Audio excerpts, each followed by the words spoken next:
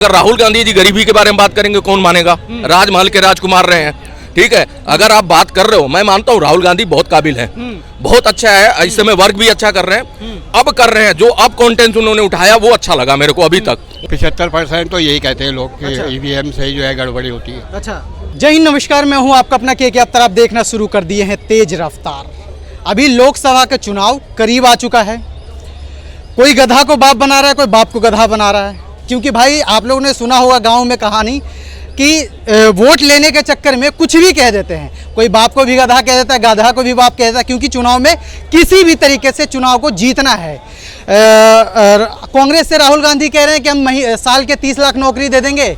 आम आदमी पार्टी के केजरीवाल साहब कह रहे हैं कि हम महिला को मंथ के 1000 रुपये देंगे। और हमारे बीजेपी से नरेंद्र मोदी जी कह रहे हैं 9 साल बेमिसाल। इसी सारे मुद्दे पे हम चर्चा करने के लिए आ गए हैं जनता के बीच कि इनका क्या कहना है और ये किसको लाना चाहते हैं। सबसे पहले स्वागत है सर हमारे। जी बिल्कुल, आपका भी। क्या नाम हुआ सर आप? मेरा नाम आनंद चतुर्वेदी है, मैं गोरखपुर से हूँ। गोरखपुर से हैं। क्या लगता है आपको कि कौन आएंगे 400 पार? नहीं देखो, ऐसा है, वो लगता है और रुकता है तो उनको भी है, जो लड़ रहे हैं उनके साथ, जो उनके विरोध में है, वो भी उनको भी वही लगता है कि भाई हमारी तो विपक्ष में ही बैठना है। विपक्ष में ठीक ठाक सीटें लेके बैठो, हम तो ये कह रहे हैं। हम तो शुरू से कह रहे हैं, मेरी हो सकता है और भी देखा हो किसी ने। बार बार इनको यही चेताता हूँ कि कांग्रेस को मजबूत होना चाहिए। और ये जो कांग्रेस में भगदड़ सी मची है नेताओं की, जो बड़े बड़े नेता छोड़ के जा रहे हैं वो भी एक रेट के नेता, वो छोटे मोटे नेता की बात ही नहीं कर रहे हैं, जो ये रोड लेवल पे कार्य करता है। जो बड़े एक ग्रेड के नेता हैं, जो 5 बार विधायक, 5 बार एमपी और कैबिनेट में मंत्री रहे, फिर वो कभी अध्यक्ष भी रहे, पूर्व अध्यक्ष रहे, वर्तमान है। ये भगदड़ जो है ना, ये खतरनाक है विपक्ष के लिए। अब मल्लिकार्जुन, अभी देखो परसों तरसों जो मीटिंग हुई है, सोनिया गांधी आग बबूला हो रही थी, मल्लिकार्जुन खड़गे को बोल रही थी बनारस से आप लड़ लो। वो कह रहे हैं नहीं जी, हम तो अध्यक्ष ही ठीक है, हमें यही करने दो, हमें क्यों लड़वा रहे हो। इनको ये पता है, जो विपक्ष में कांग्रेस या चाहे जो भी है, उनको पता है इतना पैसा लगाएंगे डूबना तो भाई। अच्छा। इतनी इन्वेस्टमेंट कर दी है पहले ही राहुल गांधी पे, इतना इन्वेस्टमेंट करने के बाद भी रिजल्ट अभी कुछ खास नहीं है। ऐसा तो नहीं है मोदी जी से वहाँ बनारस से लड़ने में डर है? हाँ वही चीज है ना, वो उनको नहीं है। कमलनाथ जी देखो कितने गद्दावर नेता, वो तो पहले वहीं से खिसक रहे थे, किसी तरह जोड़ तोड़ करके उनको समझा के अपने पास रखा इन्होंने। तो कमलनाथ जी भी अब वो जिस सीट से लड़ते हैं, उनके बेटा लड़ रहा है मुकुलनाथ लड़ रहे हैं, तो कमलनाथ भी कह रहे हैं हम ठीक है जी इसी तरह से। अब सुप्रिया जो बड़ी अग्रेसिव रहती हैं, वो जो पत्रकार है, जो हार ओर के प्रवक्ता बन गई, हारी हुई हैं वो भी। उनको दोबारा बोला कि भैया आप अपनी सीट से लड़ लो, वो भी कह रही है नहीं हम यही ठीक है जी, हमें यही करने दो, हम बाहर से सपोर्ट करेंगे। तो इससे तो साफ जाहिर हो रहा है कि कहीं ना कहीं मोदी जी से कांग्रेस वाले को डर हो गई है।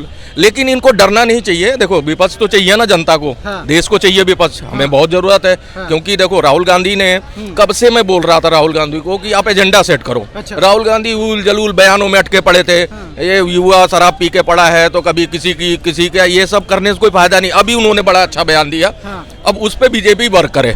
जो उन्होंने बोला युवा को रोजगार देंगे और इस तरह की बनाएंगे, ग्रेजुएट होकर निकले तो उसको 1 लाख रुपए साल का पूरा इनकम हो जाए, ये सब चीजें अब ये मुद्दा जो है क्लियर करे बीजेपी। जब वो आती है सरकार तो उसी की आएगी, इस पे वर्क करे। ये ठीक मुद्दा अब उठाया जाके, लेकिन बहुत लेट उठाया इन्होंने। अभी देखो छोड़ो यात्रा भी बंद करके उनको बुलाया आनंद फानंद में दिल्ली, आओ जी, क्योंकि यहाँ पे जो इनकी मीटिंग थी उसमें बहुत से गद्दावर नेता वो मना कर रहे हैं भैया हम अपनी सीट से ही नहीं लड़ेंगे। जब तुम लड़ोगे नहीं मैदान में तो तुम जीतने की बात तो दूर है। अरे भाई लड़ना तो पड़ेगा ना आपको, चुनाव तो लड़ना पड़ेगा ना, लोकसभा का चुनाव। अच्छा ये देखो कितना उल जलूल, इनको पता है कि हमने पिछले चुनाव में बदतमीजियों की वजह से अपनी सीटें गंवा दी।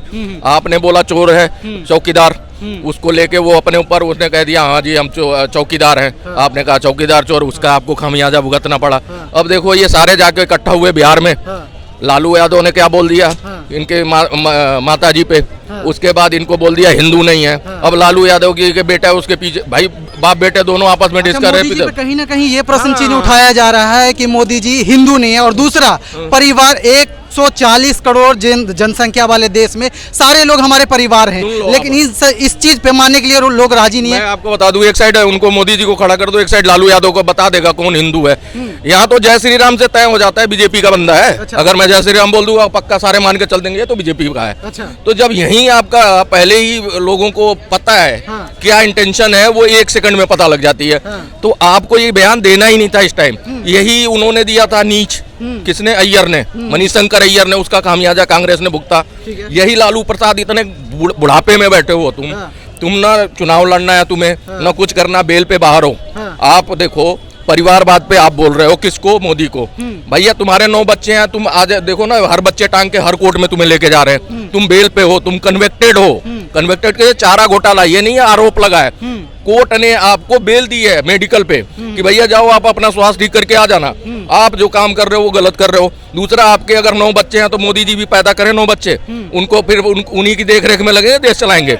आपके 9 बच्चे हैं तो उसमें तो 2 बच्चे तो आप ही को टांग के लेके इस अदालत उस अदालत, उस जेल लेके घूम रहे हैं। तो ये करने के लिए देखो, परिवारवाद तो आप हो तो उसको मान लो, आप सामने वाले को लगा रहे हो। अगर आप उस पे एक उंगली उठा रहे हो 10 उठेगा। मोदी जी तेलंगाना में रैली कर रहे थे, उन्होंने वहीं पे जब उनके कान तक ये बात पहुंची, उन्होंने वहीं से कह दिया कि भैया मेरा परिवार, वो तो कह ही रहे थे पहले ही अपने, वो देखो मोदी बड़ा दूरदर्शी राजनीतिज्ञ है, वो पहले से ही सेट करके चल रहा था परिवारजनों। आपने सुना ना उसकी हर रैली में मेरे परिवारजनों, उन्हें पता था ये सारे गधे इकट्ठे होंगे, कुछ ना कुछ ऐसा उल जलूल बयान देंगे जो हमारे के लिए, हमारे उसके लिए काउंटर करने के लिए बहुत पर्याप्त है। उन्होंने कह दिया हमारा परिवार, अब सबने लिखना शुरू कर दिया ट्विटर पे कि भैया मैं हूं मोदी का परिवार।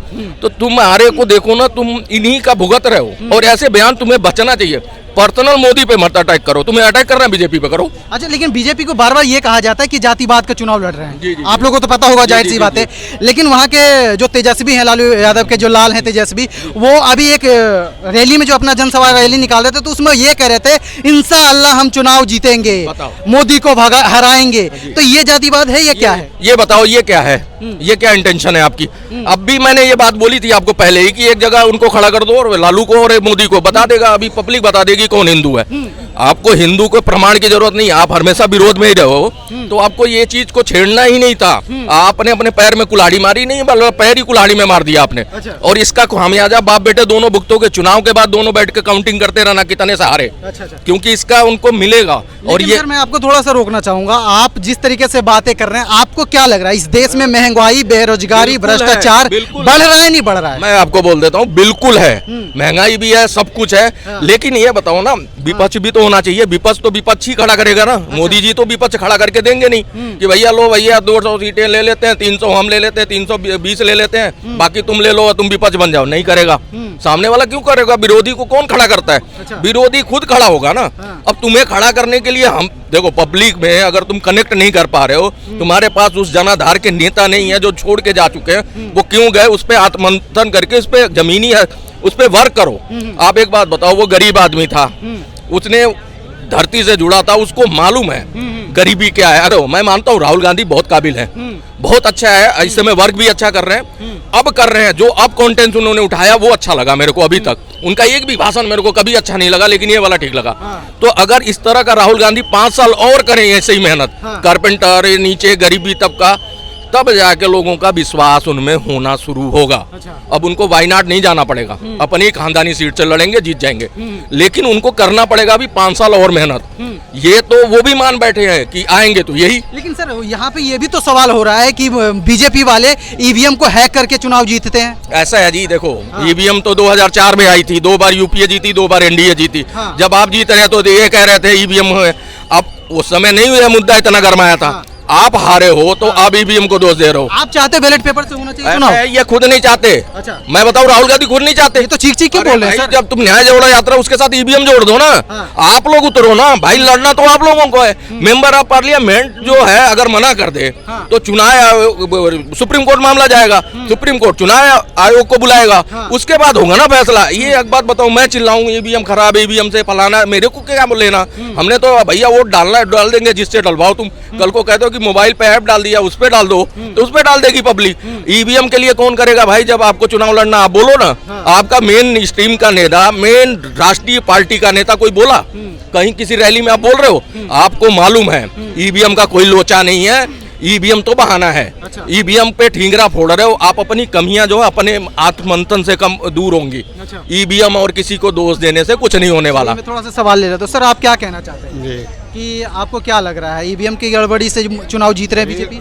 75% तो यही कहते हैं लोग कि ईवीएम से ही जो है गड़बड़ी होती है। अच्छा।